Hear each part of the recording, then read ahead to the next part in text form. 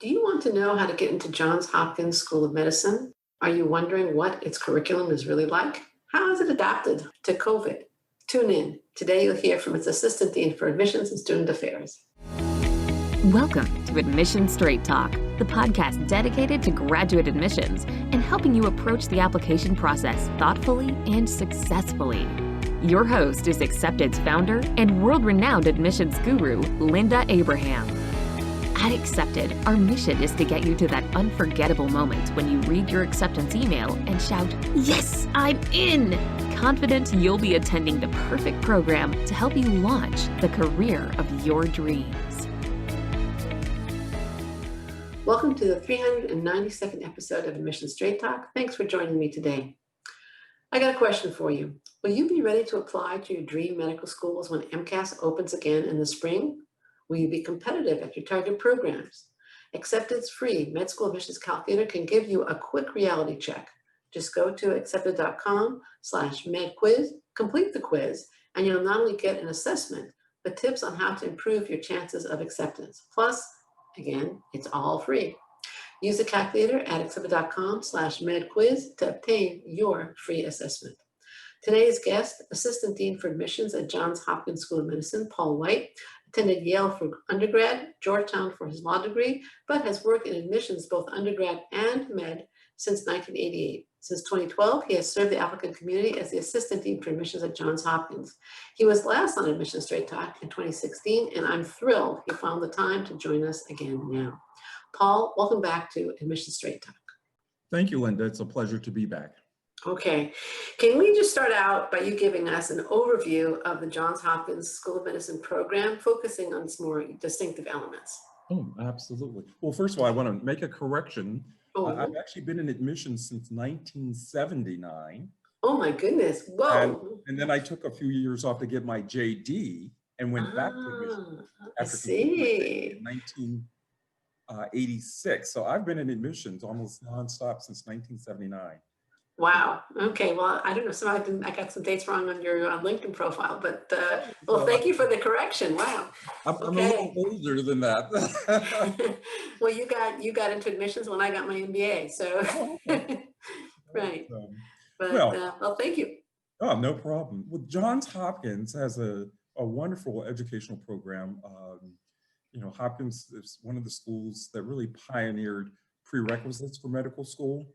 And the Flexner Report, which came out in 1910, said Hopkins was one of the schools that did it right. And we've never sat on our laurels. So we're always looking at, are we keeping current? Are we teaching students what they need to know to work with patients?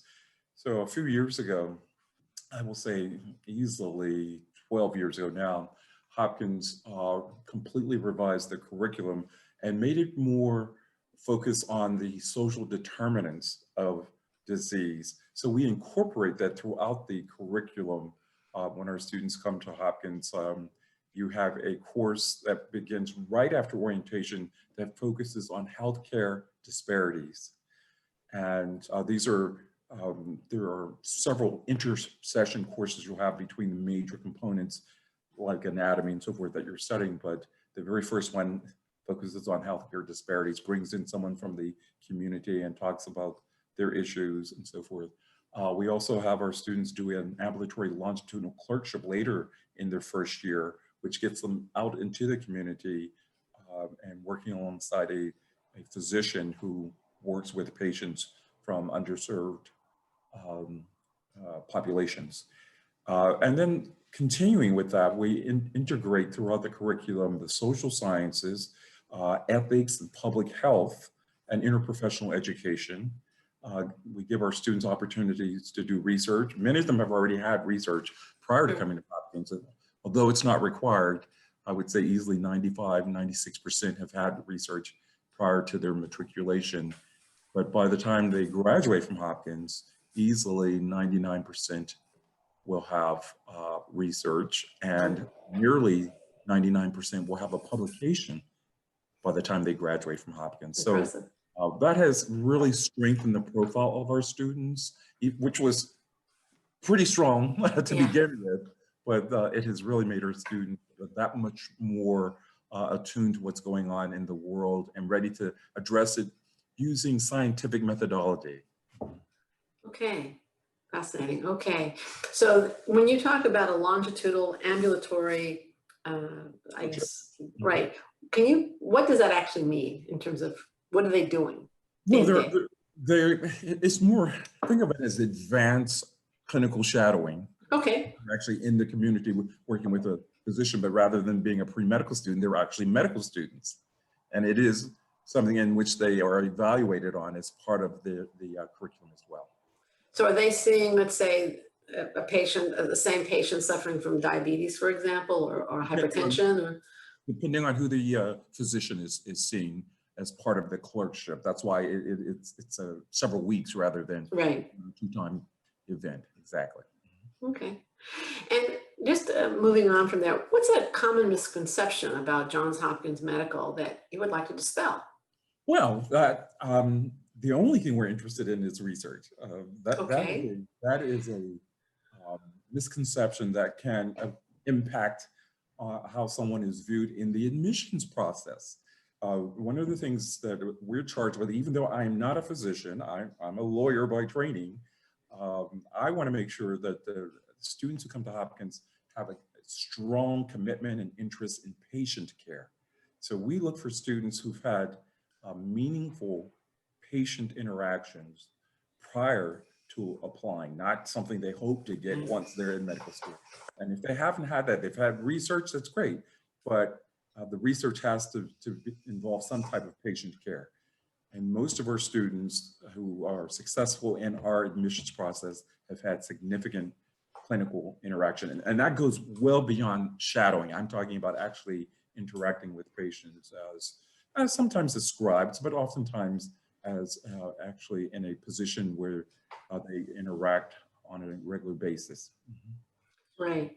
That is interesting because, of course, the school is known for its research. Mm-hmm. But yeah, okay, great. I'm really glad that you raised it. All have interest in patient care and how right. it would benefit from the research that they're doing. It's funny, you know, every so while we obviously get different kinds of applicants, right? So we have PhD applicants who contact us to say, I want to get a PhD, but I don't have any research. And then we have med school applicants who say, I want to become a doctor, but I don't have clinical exposure. It's like, you know, you gotta. Right. Well, that's why it's fortunate we'll get the students who have both, you know, or yes. at least the ones who are successful. Right. That's a good way to put it. Now, you were giving the overview of the program a minute ago, and obviously early clinical exposure and clinical exposure throughout the 4 years is really important. It's a critical element in the curriculum. How are students getting that in the current environment, meaning COVID? Well, you know, that's a great question, Linda, and certainly the third and fourth year students had to pause in the spring, but they were getting right back into the clinical component in, I would say, early July, if not slightly earlier. Right. So they didn't miss a beat. The first and second year students, it's a little different for them, and it's more controlled, you know, with the standardized patient program instead. But the upper class students, the third and fourth year students, are certainly in the works. Okay, all right. Now let's turn to Johns Hopkins secondary application. It's a thorough secondary asking, I think, 5 essays, if I have it straight, right? Really short. We may have added a new one dealing with wonder, the issue of wonder. Sounds like a fun one. It was written by a team involving a bioethicist. Oh, all right. I'm thinking of a book, Wonder. That's a children's book. I don't know if you've ever seen it. It's a wonderful book. It has to be a wonderful, wonderful children's book. Well, I majored in history and literature at Yale, but I focused on 19th century. Yes, no, this is I think 2000s actually, but it's a wonderful, wonderful children's book. Okay. In terms of when you examine the secondaries or you evaluate the secondary application, what are you attempting to glean from the secondary that the primary doesn't provide? I think it's an excellent question because that's really the heart of what we do. We're looking for people who will be the best fit. And you don't always get that from the primary. You get some of it from their personal statement. I mean, that's why there is the personal statement, frankly. but it is our questions that will impart, hopefully, impart to the applicant what we value. And one of our questions deals with adversity. Another question deals with not being, was there a time when you were not in the majority? And what interest do you have? What kind of medicine you're interested in? And it's not that we are looking for anything conclusive, but we want to know, have they ever dealt with patients? So they have at least an idea. And they need to spend a lot of time answering those questions. I can tell you that there are students who we will invite to interview, and I do interviews as well. And I screen, and I'm one of the interviewers. And I'll say, you know what, I think this person really blew off X question. And that will lead to much discussion, which I that question, that question.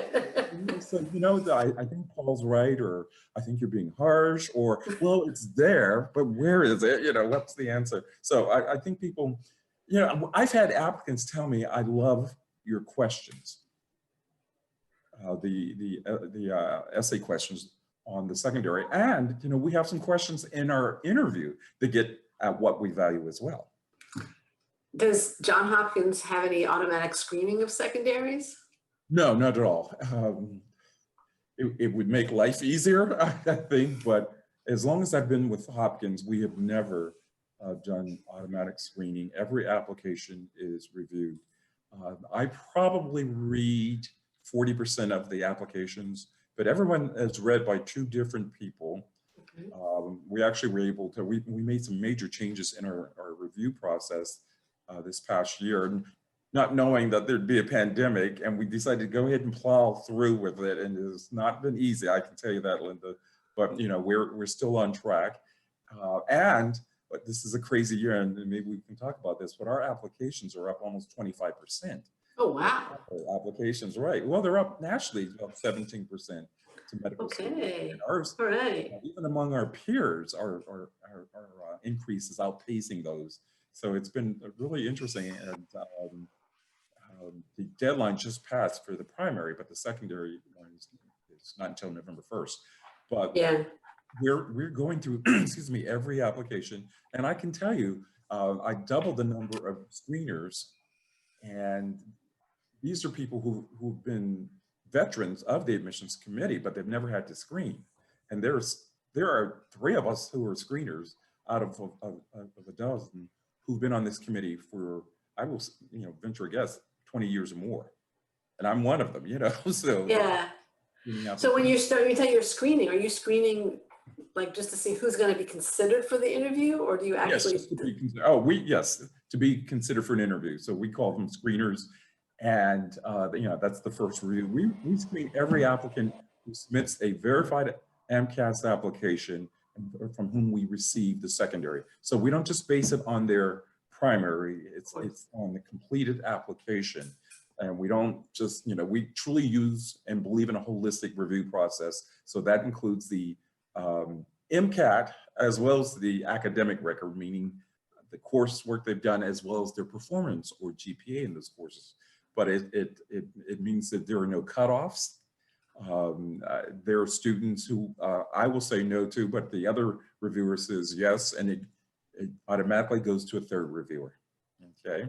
And majority wins, so, and I know I've seen a couple students where I really wondered, is this someone we should be bringing in? But you know what, they saw something there that I may have seen it, but I just thought, but let's see how the person does in an interview. An interview doesn't mean you're in. So. That's true. It's still a question. Now, right. In addition to the 2 screening before you get to the interview, I understand that any student invited to interview at Johns Hopkins will have 2 interviews. Is that correct? That's correct. Everyone has to have 2 interviews. One, and both are interviewers are members of the admissions committee. The one is always a faculty member, and the other is a medical student. And the medical students are actually selected by the rising 4th years to represent the entire student body. So we have 20 medical students on the admissions committee. Ooh, and, they are terrific. They're typically campus leaders. And the campus leaders, and they have time, and the medical students, and they also have time for this. Well, not only that, they're interviewing for residency themselves. They're going That's into, true. they're in their Yeah, first year, and yet they're able to do it. And I always talk to them and see how they're doing, and they'll say, this has been really incredible and has helped me with my residency interviews. So. I'm sure. Yeah, that makes sense. Now, again, given COVID, are there other activities for the invited students? All virtual at Yeah, this of point. course. We were debating how to interact with the students. If it were in Baltimore, they would be meeting with, well, first of all, they'd be taking a tour of one of our principal housing residents called 929, which is run by a corporation, but that owns numerous hotels that you've heard of. But they actually own the building, or maybe we're the owner, but they manage it for us. It's 23-story tower that we give a tour of. But since we can't do that, I guess we can at some point, but we're not doing that. And then they would typically meet with me on Thursdays and with the woman who is our director who reports to me on Fridays. So for both days now, we send out a video of me welcoming them, which was interesting because I pretty much did it in one take. And it's just 10 minutes giving a high-level overview of what they could expect. And we also did a PowerPoint presentation, present that from our financial aid office, which I think they're delighted to have. And then on the actual interview day, so that's anyone who's been invited to interview. And on the actual interview date, on Thursdays, I'm on the computer all day, and they meet with me. And I give them, some last minute things, housekeeping details. And, but I tell them if you have any questions, and I serve as the traffic controller for Thursday interviewees. So I'm typically on a little before 9 our time and as late as 5 o'clock in the afternoon. Wow, that sounds like a full day.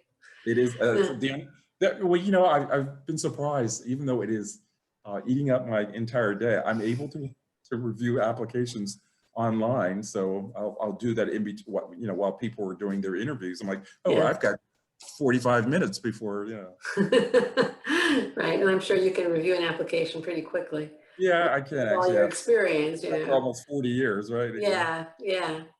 Now, per MSAR, Johns Hopkins Medical received in 2019 6,016 applications.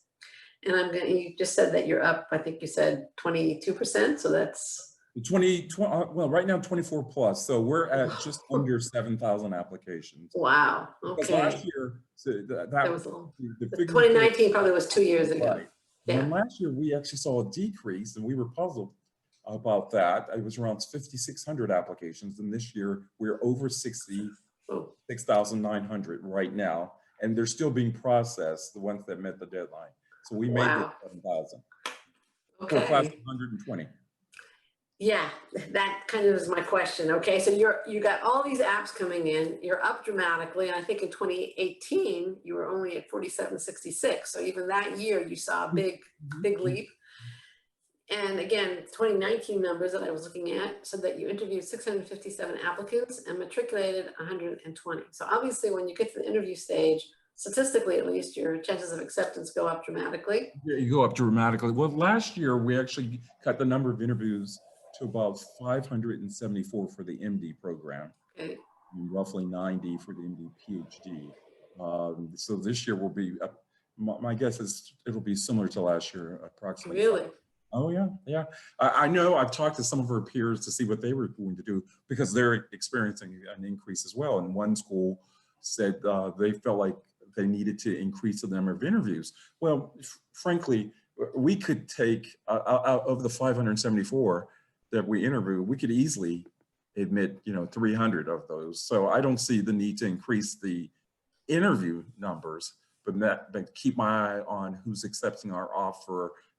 With the the new process where you have in your choose your medical school tool, where you have to plan to enroll or commit to enroll. The first year of that, Linda, that may have been the year you and I spoke. No, I think it was everyone. just last year or the year before. Oh, It's been you're after right. we spoke. Oh, right. So the first year that happened, because no one knew what that meant, everyone was committing to enroll. I think Yeah. something like 96% of our students committed to enroll by April 30th.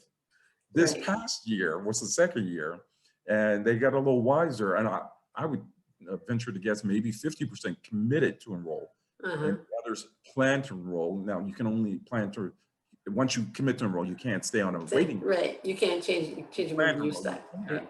And a lot of them did that. So we actually went a little further into our waiting list because we weren't sure who was going to come, you know. So Yeah. money played an issue more so last year than the previous year. But who's to say what will happen this year? I mean, as long as I've been doing it, there hasn't been a typical year. Well, one thing for sure is that this won't be it. No, there's certainly won't be. If there is one, it's not this one. Right. But that still gets, my question in all this was, especially at that first stage, okay, when you have all of these applications, you have close to 7,000 applications, and you're trying to get it down to 500 lucky people or 500 plus lucky people who are going to be invited to interview. How do you do it? What makes the application jump off the page for you? Or the applicant, I should say, what makes the applicant jump off the application page for you would be. I will tell you, you know, what's interesting is we have 12 very different people who are our screeners. I think 2 people besides myself, so 3 of us are not physicians, 2 are researchers. Okay. I am obviously not a researcher or a physician, but I've got the experience. And then everyone else is an MD, and in some cases, MD, PhD. You know, you've got surgeons, cardiologists, bioethicists, HIV researchers. It's just a fascinating group. And psychiatrists, what we talk about, because I only meet with them once a month. They get their files weekly from my staff, but I only meet with them once a month, but I send them emails and I track how they're doing. And I remind them that, it is incredibly important that we get people who know what it means to interact with patients, who can talk about why patient care is so important, why doctors have the role they have on a medical team. And so using that, I don't say, these are the cutoffs or anything, but I tell them that our GPA for applicants and MCAT were X last year just for applicants. And then the people invited to interview, people admitted, and then those who matriculated. And I don't say, you have to have a 3.93 to get an interview. You do not. I don't say you have to have a 521 to get an interview. But at the same time, they know that if someone is in the 50th percentile on the MCAT, that, that's not as competitive. We've got too many extremely qualified just by the numbers, but their job is to look and say, okay, we know when the people who come to Hopkins are campus leaders as undergraduates, because that's who they are when they come to Hopkins as well. And one of the things we think we do a good job is training people to be medical leaders. And so we take advantage of that and look for people who've been in leadership positions. We also know we're a great place for anyone who's interested in serving the public. That is something you can definitely do in Baltimore, and because they get out in the community, and we want them to be comfortable with that, familiar with that, and we're a great place to learn that. I mean, one of the things people don't realize about Hopkins, it's a great place for primary care training. And we have a primary care leadership program. We know that our students who do that program will be leaders of primary care, teaching primary care, not just seeing patients, but actually teach at major academic institutions. And so we look for people who we think are going to be these future leaders in medicine. About what percentage of the class goes into the primary care specialties? It's not high enough. I mean, the primary care leadership track is actually something they only choose once they're at Hopkins. Okay. That is by design small, although the number has tripled since it was introduced about 6 years ago. But, I would say in a class of roughly 120 graduates, maybe 12%, 14% will go into what I may think is primary care, and what the Department of Ed thinks of as primary care may be a little more expansive. You know, Right, a right. lot of students go into internal medicine, which some may not think of as primary care, but it really is. Yeah, You that's know, what I thought. I would think it I is. think it is, but some people think when we're talking about primary care, we're thinking family medicine, you know, Pediatrician. pediatrics, and that's Yeah. all within it, you know, and then certain geriatrics, and that's part of the program here as well. You're going to, especially if you're doing the primary care leadership track, that you get early exposure to mentoring with although you have mentoring all 4 years, but they have mentored workshops with primary care folks in geriatrics, family medicine, pediatrics, let's see, internal medicine, so forth. Okay, great. Is there anything that you look for in applicants today or value more in applicants today than you did, let's say, 2 or 5 or 10 years ago? You know, I would definitely say knowing what type of students succeed at Hopkins. I look for people who have perhaps overcome challenges and are capable, they have the maturity to figure, and resiliency to figure out how to make things work. You know, I think one of the things we do better today than we did certainly when I came to the medical school in 2000 is to support our students. Even though we had a lot of support, when we changed our curriculum, we introduced the college system. All of our students are assigned to one of 4 colleges that has nothing to do with your intended field of medicine, or you know, some schools call them learning communities. And the students have support throughout with faculty members who serve as their mentors and advisors for all 4 years. And then you still have the resources of the Dean of Students Office. But we know that there are some students, times are different today. You know, they certainly are different from when you and I were in undergrad and grad school, I'm sure. Sure. And, you know, we had to be resilient. That's right. Right? Just deal with it. Right? That's true. That's very true. I think it was completely different. But we also didn't have the same pressures then that they have today. And students compare themselves to other people, and they're just, you know, we didn't have social media, so we weren't able to figure out that we weren't as good as someone else, perhaps, you know, and you know, I was no slouch, you know, just Obviously. where I went to college. Right, yeah. But I remember toughing it out. Students today have a lot more pressures on them, that external pressures, let's put it that way. So we offer more support to the students with the wellness program, with, you know, we have a woman who works with students who encounter academic difficulties, which no one would think of when they come to Hopkins, but sometimes they've had to overcompensate for issues when, you know, affecting their learning in college, and they've had that down pat, and then you get to medical school and it's like a fire hydrant with the cap off, you know, that, you know, so.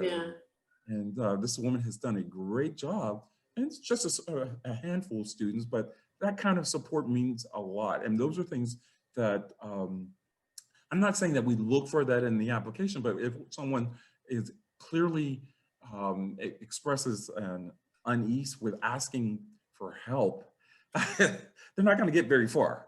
Okay. No, you have to be able to ask for help. Yeah. You have to. And I know, you know, particularly if we're talking about the kind of students I think we are at Hopkins and at other medical schools, it's difficult to asking for help. I mean, it was difficult for me as a freshman in college 120 years ago, whenever that was. So, but you learn.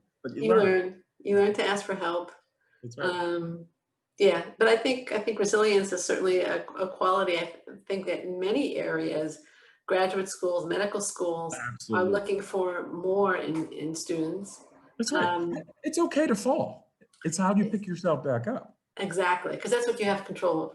That's right. You tripped, you didn't have control over that. Presumably you didn't want to fall flat on your face.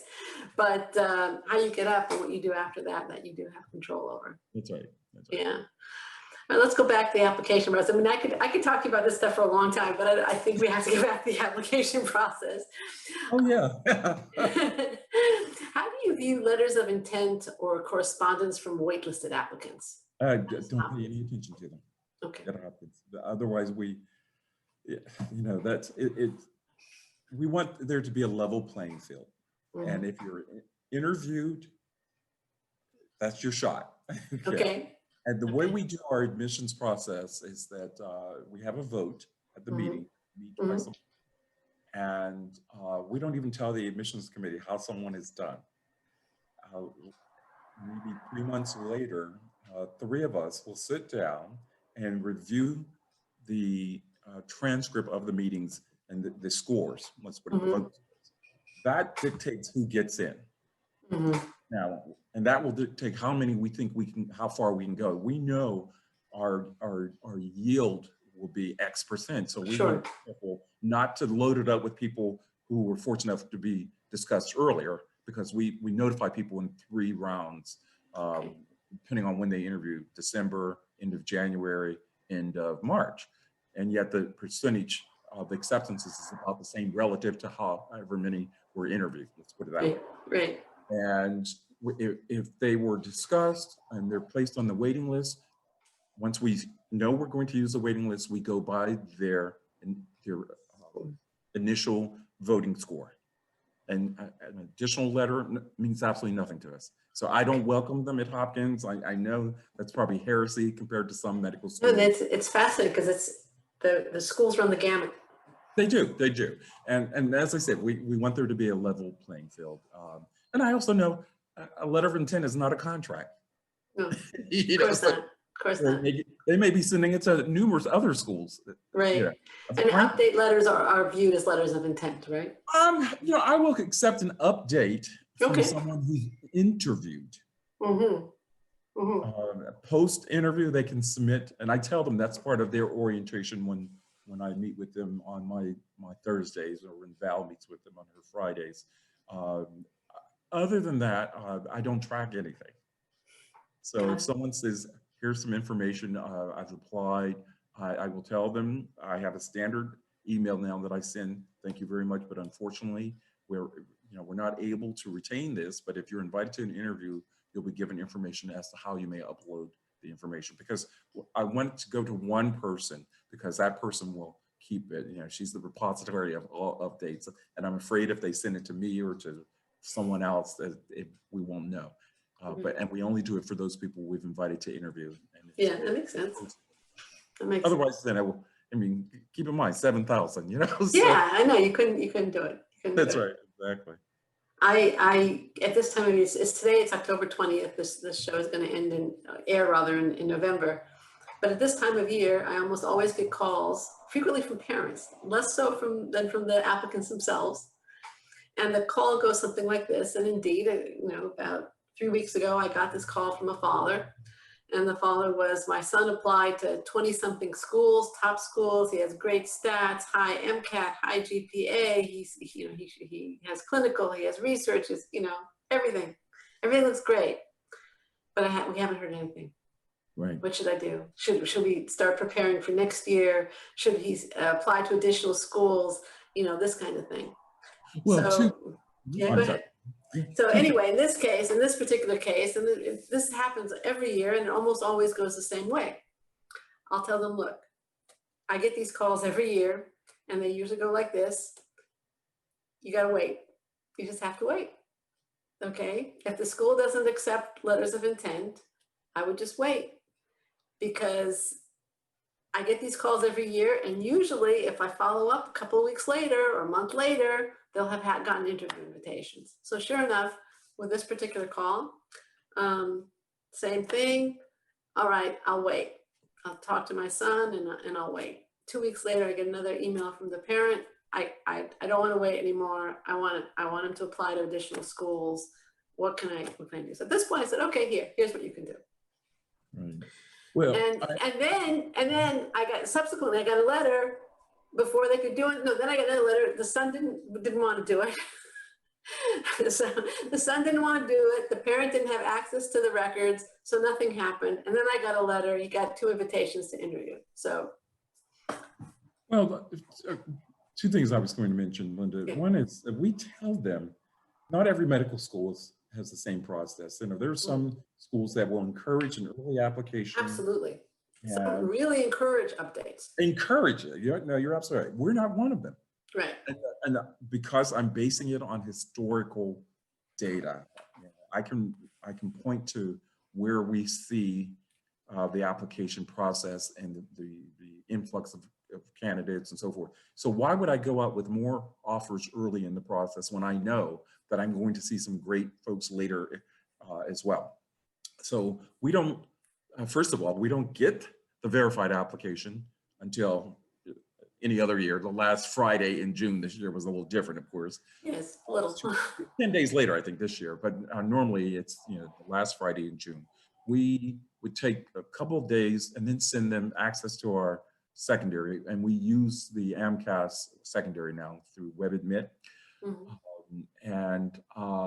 But we may not start reviewing applications until, well, first of all, I'm the guinea pig, so I review it to make sure that everything new that we put in is working. And that means I'm reading probably 30, 40, 50 applications before I tell the screeners, okay, let's have a meeting to talk about what's in the plans for this year. So normally we don't start reviewing applications as a committee until mid to late July. This year, I think it was late July, beginning of August.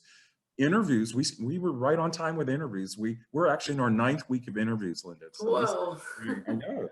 I was shocked when I talked to some of my colleagues, that they were, a couple of weeks ago, some of them were in their 3rd week of interviews, and we were already. Some of them deliberately started late. Yes, they did, and we saw no reason to, because because of all the changes, we wanted to start small and figure out where we could go wrong, and you can only do that when you're starting small. And it was small, trust me, but that's okay, because we saw what the bumps were, And now we're in week 9. Our students our interviews have told me this has it's been an unbelievably smooth process for them, because we figure out who to put where and what and the times, and we expanded our interview times. Typically, if you were on campus, you would only be interviewing 2:45 or 3:30. You can interview now anywhere from 9 to 4 o'clock. Yeah. So it's, it's much more flexible. It's much more flexible because we have students. I'm shocked. I have students who are clearly in Berkeley, California, who are interviewing at 9, and they said, "Well, I have classes later, and this is great because I'm not missing a class." Right. I'm an early riser. I'm like, well, good for you. Yeah, really. So to get back to your question, patience is rewarded. It's a long process. I have a timeline on our website, and I want them to remind students that it is a 6-month process for us as well. And there are students I may not review until early December or even January, and they're still invited to interview. Of course. And it says nothing about their quality. It's just, we go in the order in which their file is processed, but we don't over admit, so they shouldn't worry about that. I think there's only been 3 times where Hopkins had a little sweat about the process. One was before I got there in 1999. That was a while ago. When they first became an AMCAS school, because prior to that, they were not an AMCAS school. They used to accept just your SATs or ACTs or GREs. And then to be a member of AMCAS, you had to require the MCAT. They went from approximately 3,000 applications to 7,000. Whoa. In 1 year. Yeah. Whoa. I know. It's just incredible. Insane. But then, well, that's because you knew, you had to make an extra effort at that time to apply. Yeah, sure. That's the idea of the common application is that it makes it easier. It does make it easier, but not easier, but it creates this kind of frenzy and froth. That's exactly right. That's exactly right. And that's what we see. And then the students talk themselves even further into the frenzy, thinking, oh, if I don't get in it, it's because I didn't apply. I waited until it was August 1st. I'm like, and there's some people who should wait, by the way, until September or October to apply. I'm constantly telling people, apply when you are your strongest. And if that means you had to wait because you're taking summer courses, typically, or were having a summer experience that would really enrich your application profile in terms of your clinical exposure, your leadership, your research possibly, and you want to be able to talk about that in the AMCAS application, particularly since we don't take updates, then wait. And there are students who are smart enough to figure that out and really benefit from that. What about waiting a whole year and doing a gap year or two? I have no problem with that. My guess is, I mean, and I do look at this from time to time, over 50% of our students have had at least a year off before applying. But what I don't want them to do is feel that they are disadvantaged unless they take a year off. Right. You know, I've talked to our own undergraduates and they'll say, yes, but, you know, I'm planning to take a year off. And I say, why? Well, because my counselor thinks I will be a stronger candidate. And I'm thinking, you've done X, Y, and Z, and we look for X, Y, and Z. You've got a competitive MCAT score already, competitive GPA already. You've been a campus leader. You've spent every summer doing research, and you have significant clinical exposure. What more do you need? Right. And I can't get that message out often enough, though. Yeah, I guess there's no magic formula is the bottom line. That's right. And there's no one size fits all for every medical student. Right. Now, we've kind of skirted around this, but obviously COVID has affected every corner of our lives, including medical school admissions. Mm-hmm. And medical school applicants are sometimes anxious, to put it mildly, about not having taken the MCAT early, applying late. I think you've kind of addressed that a little bit and saying apply when you're ready. Some are concerned about science classes having been moved online or to pass fail, or they're having trouble getting the clinical exposure that is so important for medical students. It is, and yet two things, Linda. One is in terms of what happened this past spring when it just came to a screeching halt in terms of the educational industry and what we were doing. We've never really prohibited pass fail. We said that you have to have a conventional grading system. If someone said to me, "Oh, well, that pass fail isn't conventional," well, yes, it is. Well, we accept that. What I was talking about are those students who go to the rare colleges, and I think one definitely used to be out on the West Coast, and you probably know which one I'm talking about. They use narratives instead of letter grades or even pass fail. Yeah. So I know which one that is. Yeah, you know which ones I'm talking about. I mean, both have been around long enough, so that's what we're talking about when we say, that's not enough. Right. But pass fail, we can work with that. And certainly this year we had to work with it, and we have no problem. I even put that out on my website ages ago. One of the other changes we had to make this year is we never accepted online courses for the prerequisites. I had to update the MSAR repeatedly because we do accept it now. And who knows? Maybe that also explains a huge spike in our number of applications, but in some cases that wasn't even approved until late July, early August. So it was after when people had applied in many cases. We've had to be flexible. They need to be flexible. And that includes understanding that they may not have the meaningful, deep clinical experience this year. What I want to know is, what did you do pre-pandemic? All right. I'm not saying they have to have 1,000 hours of volunteering at Sinai Hospital, Cedar Sinai Hospital, but you do, LA. Oh yeah, I do. Are you kidding? But I'm looking for some indication that they had some interactions with patients prior to that. And there are some opportunities. One of the things I talked with a group back in the early summer. I said, well, states need people to do contact tracing. I'm seeing that now from applicants. I think it's fantastic. Yeah. I think it's fantastic. Yes, there are opportunities. There's also hotlines. Hotlines, right? I mean, prevention hotlines. Now. Right. And I think they need to, if anything, it's for students to think outside the box. Because it's forced everybody to think outside the box. That's right. Yeah. They don't have to be holding a patient's hand to have patient interaction. Yes. Yeah. True. On a forward-looking note, what advice would you give to med school applicants thinking ahead and planning to apply in 2021 for 2022 matriculation or later? Well, first of all, plan to, to get back to the question. I think, first of all, I think AMCAS, the WAMC did a wonderful job with the MCAT. There were people who were like, oh, well, it's terrible. They keep canceling. They added numerous dates and times. They were being offered at 6, 12, and 6. Oh, yeah. And I think if that wasn't an effort, in fact, Linda, out of our almost 7,000 applicants, only 74 don't have an MCAT score. Really? Yeah. Huh. That is remarkable. Yeah. And that's data from the WAMC. So how are their applications being processed, or No, what's? of course not. Yeah.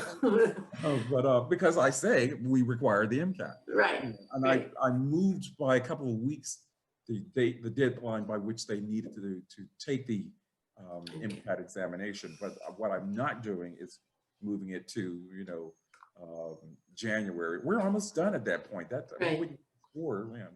So, and they turned around. They sped up the turnaround time for score reporting from 4 weeks to 2 weeks. So I think that was terrific. Going forward, I think those students and AMCAS has probably learned. All right, sign up for earlier dates. If they're canceled, you still have time to take them because I'm not even sure if there'll be a problem, but certainly anticipate that there may be a need to sign up and be prepared to take the MCAT a little earlier and to take it if need be a second time a little earlier rather than wait until August or September. But so that's one thing. I think they should also plan on. I mean, we assume that we're thinking about two different processes. One that's going to be in person, and we're still thinking about a virtual one. Okay. So, and I won't start thinking solely about an in-person process, interview process, until I know that there's a vaccine and that all lots of people have taken it. So frankly, I'm thinking we're in the 2021 cycle now, right? Right. I'm thinking 2022 may still look like this. It may not be until 2023. And even then, it may look different than it did prior to 2021, because there are some things that we're doing now that we weren't able to do before. Students clearly aren't being disadvantaged by having to travel somewhere. Right. Offering interviews throughout the day on Thursdays and Fridays instead of afternoons only means that our faculty are kind of like it. Linda, I'm old school. I still print out the schedule. I've printed papers here too. Oh, okay, you do too. But I know when I talk to someone who's in their 20s, they say, "Why did you print it?" You can see it.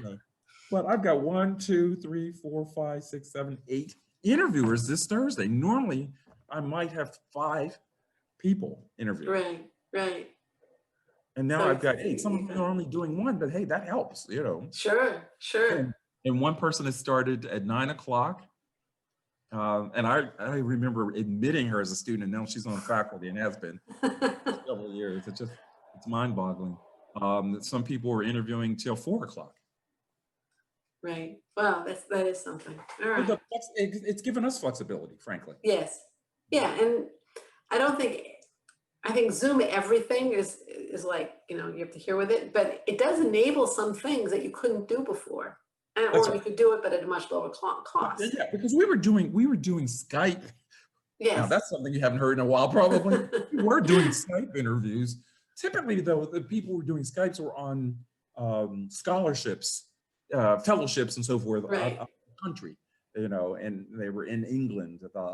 You said you have a child in Israel? Right. Mm-hmm. I've interviewed students in Israel, South Korea, China. Yeah. We can do that now too, but they're part of a group, whereas it was an individual. So we do have group exercises for them. Right. They're actually interacting with our current medical students on 2, possibly 3 different occasions as part of the process. Is that part of the interview process? Oh, absolutely. Well, it depends. The greeters program is voluntary, okay? But that's where they're going to hear from first and second year students. It's all off the record.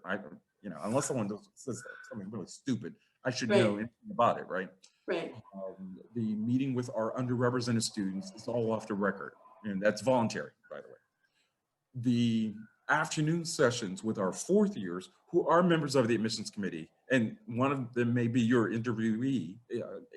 Sure. That's all on the record. Right, right, for sure. Committee meeting. And years ago, I mean, literally years ago, I used to tell the students, be on your best behavior in that interaction in person with our students. Not that, they should be anyway. I mean, I don't need to tell them that. Well, I like to tell, I personally tell applicants, every interaction you have when you go for an interview day, whether it's with the janitor or the receptionist or the students or the interviewer, right, is food for feedback. That's absolutely right. And I mean, I can tell you, I recently had an encounter with someone who didn't realize that they'd been interacting with me. And I got a really, this was an exchange of email because I answered emails left and right. I mean, yeah, sure. I've answered every email since I started at the medical school. Oh my goodness, that's quite a record. Through my secondary account. I don't put my name on it necessarily. Right, right. And I have other people who may answer some of them. If I'm not sure, I'll forward them, to the registrar's office, things like that. But I have seen some rather shocking behavior. And then the person applies and lo and behold, I got an interview. I'm like, well, I've got this. Yeah, and I have to say, this matters. Yeah. It's how you act when people aren't looking at you. Right, right. I heard a story. This is my kid's high school. A woman had endowed a small gift in memory of her mother. The mother had been a PhD and scientist in the 1950s. And one day she was interviewing somebody and she was standing at the file cabinet filing something away. Physical file cabinets in. Right, yes, and she happened to be obviously pregnant. So she's standing at the file cabinet filing somebody away, and the interviewee comes in and sees her and says, "Could you please give me a cup of coffee?" This is 1950s. And she says, "Sure, no problem." And she goes and she gets him a cup of coffee. She gets herself a cup of coffee. And then he sat down on the guest side of the desk. And then she says, "Here's your cup of coffee." And she goes around and she sits down on the other side of the desk and says, "Hello, I'm Dr. So-and-so. Nice to meet you." And the daughter said the guy almost fell off his chair. Sure. You don't know. And that was in the 50s. I mean, I can tell you some stories. That's the one thing that we're not getting necessarily when they interact with live people and how they do with our staff, but also with the interviewers. I remember a committee member saying, we have interview rooms, which we're not using right now, obviously, but we have interview rooms set up with a table and 2 chairs, matching chairs, and but we always put the student chair here and the faculty on this side. And we had a student bring his chair and sit right next to the faculty member, and the faculty member said, "What are you doing?" I said, "Well, I thought it was important that we be close." She said, "Get back over there." Yeah. And she told the admissions committee about that. Yeah. Of course. That wasn't that long ago, No. What would you have liked me to ask you? That's an excellent question. I think. Or what would you like to close with? Well, I'd like to close with people that we're interested in all kinds of students at Hopkins. As I said, there are no cutoffs in terms of scores or anything. We want people we think will take advantage of the educational opportunities that exist at Hopkins. And we can only get a sense of that if you've done that as an undergraduate. Okay. You don't have to be perfect, because gosh knows we're not perfect, but we need to hear from your recommenders, for instance, who say, this is someone who's made a real effort to learn and apply that learning to others and improving things. That's the kind of person I think will flourish at Hopkins. I'd also like people to realize how important it is for Hopkins and all of medicine, but especially for Hopkins, that there be collaboration with students. There are 2 things that I tell people really define the kind of student who succeeds at Hopkins. The one who is accustomed to collaborating with others, be it other students or faculty, because they treat the faculty treat the students as junior faculty.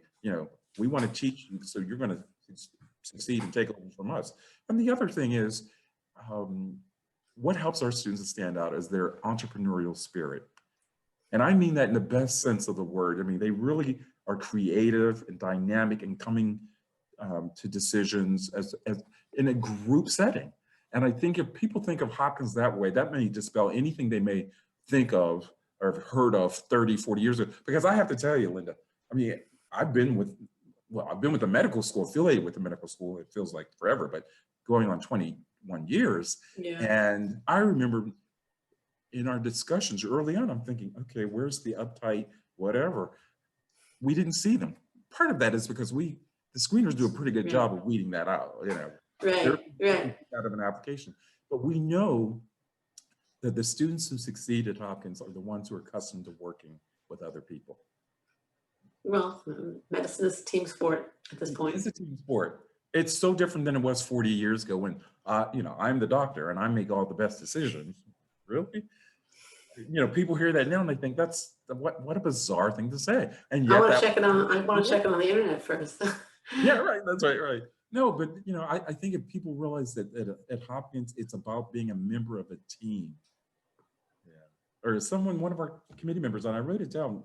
She's on the admissions committee, but she's also the head of curriculum. She said, you know, medicine is a team sport. So. Yes, I hear that a lot. Yeah. Paul, I want to thank you so much. I think we're almost out of time and I might even have gone over a little bit. I want to thank you again for joining me and sharing your expertise. I know you're extremely busy. This has been just delightful. Where can listeners learn more about Johns Hopkins School of Medicine? Well, if they go to our website, we still use the website, and it is www.hopkinsmedicine, one word, hopkinsmedicine.org/admissions. Okay, great. We'll include links in the show note, exhibit.com/392 to Johns Hopkins Medical's website, as well as to other resources that might be helpful to listeners. Quick reminder, don't miss the med school admissions quiz. Find out if you are really ready to apply when MCAS opens its portal again. I guess it's a few months away. And whether you're competitive at your target schools, take the quiz at accepted.com/medquiz today. This is the Admission Straight Talk produced by Accepted, and I am your host, Linda Abraham. I'll talk to you again next week.